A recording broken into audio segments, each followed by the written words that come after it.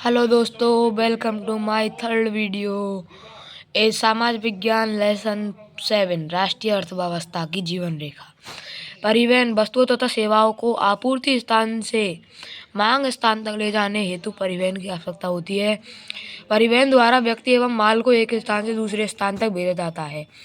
मुख्य रूप से परिवहन को 3 भागों में वर्गीकृत किया जा सकता है, जो इस प्रकार है: स्थल परिवहन, जल परिवहन, वायु परिवहन। औद्योगिक विकास, व्यापार व आवागमन पूर्णतः परिवहन साधनों पर निर्भर है। परिवहन के साधन समय एवं स्थान के अनुसार बदलते रहते हैं। परिवहन के साधन: स्थल परिवहन। स्थल परिवहन के माध्यम से छोटी दूरियों को आसानी से तय किया जा सकता है। जल परिवहन की अपेक्षा स्थल परिवहन में घर्षण एवं ऊर्जा अधिक खर्च होती है। स्थल परिवहन को मुख्य रूप से 3 भागों में वर्गीकृत किया जाता है, जो इस प्रकार है: सड़क परिवहन, रेल परिवहन और पाइपलाइन परिवहन। यह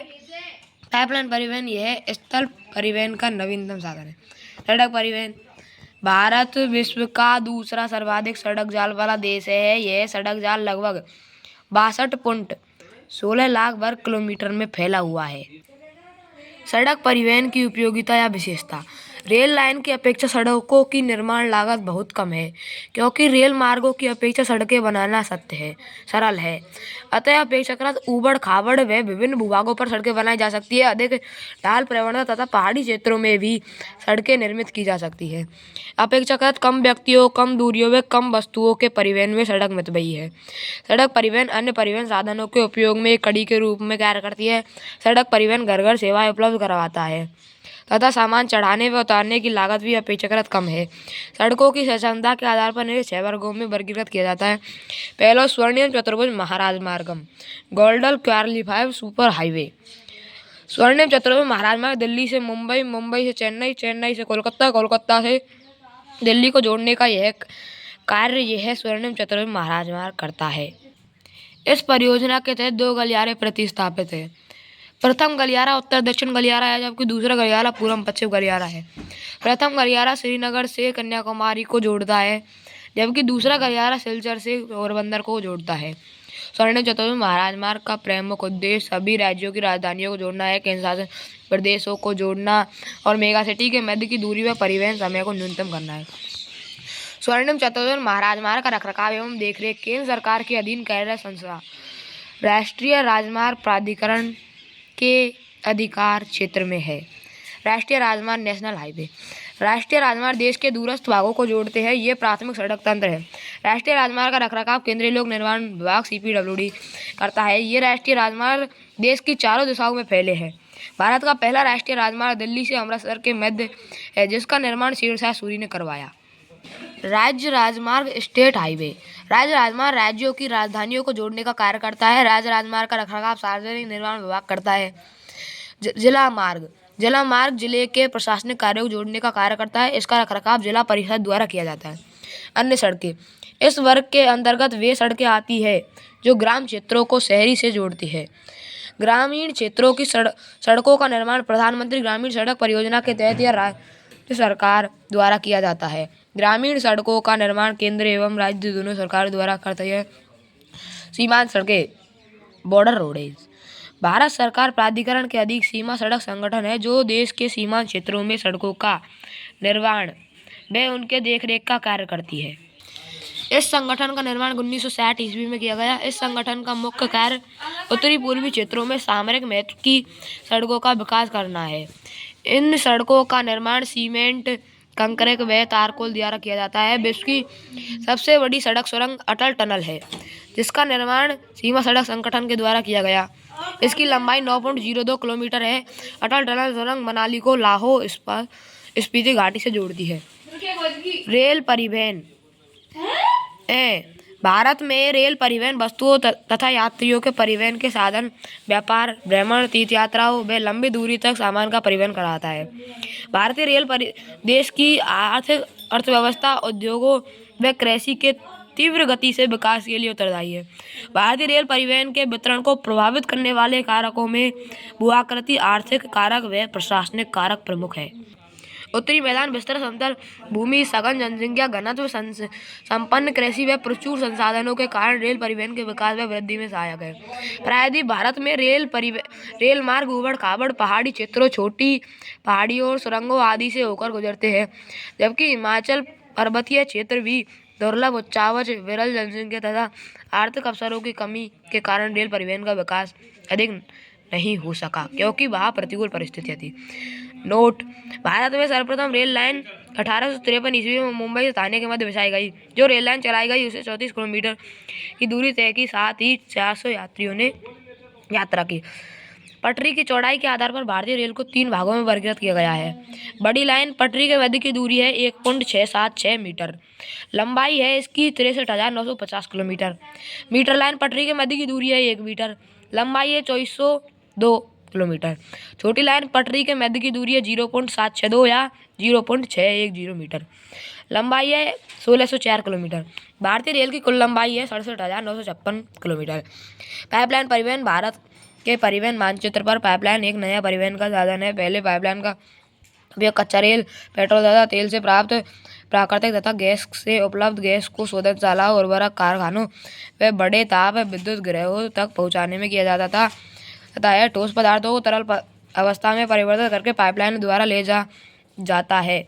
प्रमुख शोधनशालाएं: बरौनी बिहार बाजरा आधारित रिफाइनरी, मथुरा यूपी बाजार आधारित रिफाइनरी, पानीपत हरियाणा बाजार आधारित उद्योग। पाइपलाइन के प्रमुख जाल: असम से तेल क्षेत्र से कानपुर तक, असम के तेल क्षेत्र से गुवाहाटी, बरौनी व इलाहाबाद के रास्ते कानपुर तक। इसकी अन्य शाखा बरौनी से राजबंद होकर हल्दिया तक, दूसरी शाखा से राजबंद से मौरीग्राम तक तथा गुवाहाटी से सिलीगुड़ी तक विस्तृत है।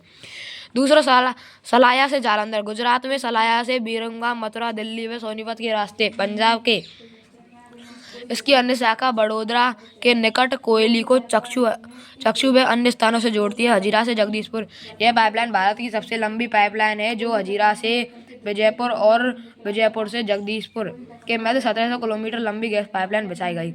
इस पाइपलाइन की एक शाखा राजस्थान में कोटा व बारां तक जाती है। वर्तमान में इसकी लंबाई 18,500 किलोमीटर तक कर दी है। जल परिवहन का सबसे तीव्रतम, सबसे सस्ता साधन है, क्योंकि इसमें स्थल परिवहन की तुलना में घर्षण कम होती है और ऊर्जा की बचत होती है। अतः जल परिवहन भारी व स्थूलकाय वस्तुएं ढोने के लिए अनुकूल है, इसलिए जल परिवहन को पर्यावरण का साथी माना जाता है। भारत में अंतःस्थलीय नौसंचालन जलमार्ग 14,500 किलोमीटर लंबा है। इसमें केवल 5,785 किलोमीटर मार्ग ही मशीनीकृत है। जल परिवहन 2 तरह से किया जाता है। अतः स्थलीय जल परिवहन, इसके अंतर्गत नदियाँ, नहरें, झील आदि आते हैं, जिनमें नाव व स्टीमरों का प्रयोग किया जाता है।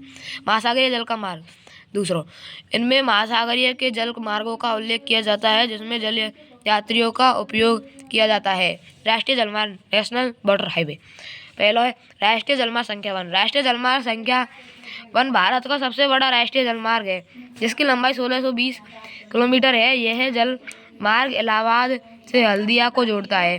राष्ट्रीय जलमार्ग संख्या 2: राष्ट्रीय जलमार्ग संख्या 2 ब्रह्मपुत्र नदी पर स्थित है, जो सदिया को धोबरी से जोड़ती है। इसकी लंबाई 891 किलोमीटर है। राष्ट्रीय जलमार्ग संख्या 3: यह जलमार्ग केरल में पश्चिमी तटीय नहर कोट्टापुरम को कोलकाता उद्योग मंडल तथा चंपाकरण नहरें तक। इसकी लंबाई 205 किलोमीटर है। राष्ट्रीय जलमार्ग संख्या 4: यह जलमार्ग गोदावरी, कृष्णा नदी व विशेष विस्तार में स्थित है, जो काकीनाडा कर्नाटक और पुडुचेरी तमिलनाडु को जोड़ता है। इसकी लंबाई 1078 किलोमीटर है। यह दूसरा सबसे बड़ा राष्ट्रीय जलमार्ग है। राष्ट्रीय जलमार्ग संख्या 5: यह जलमार्ग माताई नदी, महानदी के डेल्टा चैनल, ब्राह्मणी नदी और पूर्वी तटीय नहर पर स्थित है। इसकी लंबाई 588 किलोमीटर है। प्रमुख समुद्री पत्तन: समुद्री तट का वह भाग जहाँ वस्तुओं और सेवाओं को उतारा व चढ़ाया जाता है, उस स्थान को पत्तन कहा जाता है। समुद्री जल का उथला हुआ वह स्थान जहाँ जलयानों को रोकने के लिए लंगर डाला जाता है, उस स्थान को पोतराशय कहा जाता है। यहाँ जलयानों में ईंधन भरा जाता है व मरम्मत का कार्य किया जाता है। भारत में प्रमुख रूप से 12 प्रमुख पत्तन तथा 200 गौण पत्तन पाए जाते हैं। ये सभी पत्तन समुद्री तट रेखा पर पाए जाते हैं। इस तट रेखा की लंबाई 7516.6 किलोमीटर है। भारत में सबसे अधिक पत्तन पश्चिमी तट रेखा पर पाए जाते हैं। ये सभी पत्तन पश्चिमी एवं पूर्वी तट रेखा पर स्थित है। इन पत्तनों में 50% अंतर्राष्ट्रीय व्यापार किया जाता है। प्रमुख पत्तन कांडला पत्तन गुजरात में स्थित है। कांडला पत्तन स्वतंत्रता प्राप्ति के पश्चात कच्छ की खाड़ी के मुहाने पर अरब सागर में स्थित किया गया। कांडला पत्तन को कराची पत्तन के नाम से जाना जाता है, क्योंकि देश विभाजन के पश्चात कराची पत्तन पाकिस्तान में चला गया। कांडला पत्तन को पंडित दीनदयाल पत्तन के नाम से जाना जाता है। कांडला पत्तन एक ज्वारीय पत्तन है। कांडला पत्तन का पृष्ठीय क्षेत्रफल उत्तरी भारत व उत्तरी पश्चिम में राज्यों तक विस्तृत है, जैसे जम्मू कश्मीर, हिमाचल प्रदेश, पंजाब, हरियाणा, राजस्थान व गुजरात में स्थित है। मुंबई पत्तन बृहत्तम पत्तन है, जिसके प्राकृतिक खुले विस्तृत व सुचारू पोताश्रय है। मुंबई पत्तन को अंग्रेजों द्वारा विकसित किया गया। मुंबई पत्तन पर बढ़ते हुए दबाव को कम करने के लिए भारत सरकार ने जवाहरलाल नेहरू पत्तन विकसित किया, जो इस पूरे क्षेत्र को एक समूह पत्तन की सुविधा प्रदान कर सके। जवाहरलाल नेहरू पत्तन, यह पत्तन मुंबई पत्तन पर बढ़ते दबाव को कम करने का कार्य करता है। मारगामाऊ पत्तन लोहा अयस्क के संदर्भ में मारगामाऊ पत्तन देश का महत्वपूर्ण पत्तन है। यहाँ देश के कुल निर्यात का 50% लोहा अयस्क निर्यात किया जाता है। न्यू मंगलोर पत्तन कर्नाटक में स्थित न्यू मंगलोर पत्तन कुद्रेमुख, चित्रदुर्ग, चिकमंगलुरु, तुमकुरू आदि खानों से निकले लोहा अयस्क का निर्यात किया जाता है। कोची पत्तन केरल, यह पत्तन देश के सुदूर दक्षिणी पश्चिम में कोची पत्तन स्थित है। यह पत्तन कयाल लैगून झील के मुहाने पर स्थित एक प्राकृतिक पोषक है। कयाल झील को अरब सागर की रानी कहा जाता है। तुतिकोरिन पत्तन तमिलनाडु में स्थित है। तुतिकोरिन पत्तन देश के पूर्वी तट के साथ तमिलनाडु के दक्षिणी पूर्व छोर पर स्थित है। यह एक प्राकृतिक पोताश्रय है। यह पत्तन हमारे पड़ोसी देश श्रीलंका, मालदीव व भारत के तटीय क्षेत्र के विभिन्न वस्तुओं के व्यापार को संचालित करता है। चेन्नई पत्तन तमिलनाडु, चेन्नई पत्तन हमारे देश का प्राचीनतम पत्तन है। चेन्नई पत्तन का व्यापार की मात्रा तथा लदे सामान के संदर्भ में इसका मुंबई के बाद दूसरा स्थान है। विशाखापट्टनम पत्तन आंध्र प्रदेश, विशाखापट्टनम पत्तन भारत का एकमात्र ऐसा पत्तन है जो स्थल से घिरा हुआ है। वह गहरा व सुरक्षित पत्तन है। प्रारंभ में विशाखापट्टनम पत्तन को लोहा अयस्क निर्यात के रूप में विकसित किया गया। पारादीप पत्तन ओडिशा में स्थित पारादीप पत्तन विशेष रूप से लोहा अयस्क का निर्यात करता है। कोलकाता पत्तन पश्चिम बंगाल, कोलकाता पत्तन एक अंतःस्थलीय नदीय पत्तन है। यह पत्तन गंगा ब्रह्मपुत्र बेसिन के बृहत्तम समृद्ध पृष्ठभूमि की सेवा प्रदान करता है। कोलकाता पत्तन को श्यामा प्रसाद मुखर्जी के नाम से जाना जाता है। अंग्रेजों ने अपने व्यापारिक उद्देश्यों को पूरा करने के लिए पश्चिमी तट पर मुंबई पत्तन को और पूर्वी तट पर कोलकाता पत्तन को स्थापित किया। हल्दिया पत्तन पश्चिम बंगाल, हल्दिया पत्तन हुगली नदी के मुहाने पर स्थित है। यह पत्तन कोलकाता पर बढ़े दबाव को कम करने का कार्य करता है। हुगली नदी में अधिक तलछट जमा होने के कारण इसे समय समय पर साफ करना पड़ता है। अब हम आपको प्रमुख पत्तनों का मैप दिखाना चाहते हैं।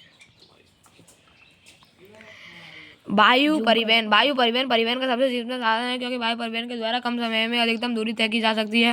वायु परिवहन के द्वारा महंगी एवं दुर्लभ वस्तुओं का आयात एवं निर्यात किया जा सकता है। वायु परिवहन के विकास हेतु 1953 ईस्वी में वायु परिवहन का राष्ट्रीयकरण किया गया। एयर इंडिया घरेलू और अंतर्राष्ट्रीय वायु सेवाएं प्रदान करता है। पवन हंस हेलीकॉप्टर प्रथम हेलीकॉप्टर है। लिमिटेड तेल व प्राकृतिक गैस आयोग को इसकी अपतटीय सक्रियाओं में तथा अपगम्य व दुर्लभ भूभागों जैसे उत्तरी पूर्वी राज्यों तथा जम्मू कश्मीर, हिमाचल प्रदेश व उत्तर प्रदेश आंध्र क्षेत्रों और प्राकृतिक आपदाओं के हेलीकॉप्टर सेवाएं प्रदान करता है। वायु परिवहन को 2 भागों में वर्गीकृत किया गया है। घरेलू विमान सेवा, सार्वजनिक प्राधिकरण, निजी प्राधिकरण। और दूसरा अंतर्राष्ट्रीय विमान सेवा, संचार सेवाएं। संचार के साधन व्यक्तिगत एवं जल संचार के माध्यम से व्यक्तियों को सूचना उपलब्ध करवाता है, जैसे प्रसार, रेडियो, दूरदर्शन, समाचार पत्र, पत्र पत्रिका, चैनल, चलचित्रों को हम टीवी के नाम से जानते हैं, को सम्मिलित करते हैं। संचार के साधन औद्योगिक विकास एवं परिवहन को सुविशेष बनाने में मदद करते हैं। संचार के साधन पर समय व स्थान का प्राय कोई प्रभाव नहीं होता। अंतर्राष्ट्रीय व्यापार के प्रकार। स्थानीय व्यापार, जब कच्चे माल, निर्मित वस्तुओं या सेवाओं का आदान प्रदान एक विशेष क्षेत्र से दूसरे विशेष क्षेत्र में होता है, उसे स्थानीय व्यापार कहते हैं। राज्य स्तरीय व्यापार, जब वस्तु एवं सेवाओं एक से अधिक राज्यों के मध्य आदान प्रदान होता है, उसे राज्य स्तरीय व्यापार कहते हैं। अंतर्राष्ट्रीय व्यापार, जब कच्चे माल, तैयार माल व निर्मित माल का आदान प्रदान एक से अधिक राष्ट्र के मध्य होता है, तो अंतर्राष्ट्रीय व्यापार कहते हैं। पर्यटक उद्योग का महत्व। पर्यटक उद्योग देशभक्ति तथा राष्ट्रीय एकता को महत्व प्रदान करता है। पर्यटक उद्योग अंतर्राष्ट्रीय सूझबूझ को विकसित करता है। पर्यटक उद्योग शिल्पों, सांस्कृतिक गतिविधियों, सांस्कृतिक वेशभूषा को अंतर्राष्ट्रीय स्तर पर महत्व प्रदान करता है भाई। क्या बात है भाई। पर्यटक उद्योग से हमें विदेशी मुद्रा प्राप्त होती है। पर्यटक उद्योग में 150 लाख से अधिक व्यक्तियों रोजगार प्राप्त किया गया है। पर्यटक उद्योग आनंद एवं मनोरंजन प्रदान करता है। पर्यटक उद्योग को बढ़ावा देने के लिए राज्य सरकार के रोपवे पहाड़ी क्षेत्र विकसित किए गए हैं। नोट है, अंतर्राष्ट्रीय व्यापार की प्रगति किसी भी देश के आर्थिक वैभव का सूचक होती है, इसलिए अंतर्राष्ट्रीय व्यापार को आर्थिक बैरोमीटर कहा जाता है। अतः आपको वीडियो अच्छी लगी हो तो लाइक एंड सब्सक्राइब कीजिए। हम आपके साथ बने रहेंगे, फॉलो भी कीजिए, घंटी बजाइए, शेयर कीजिए।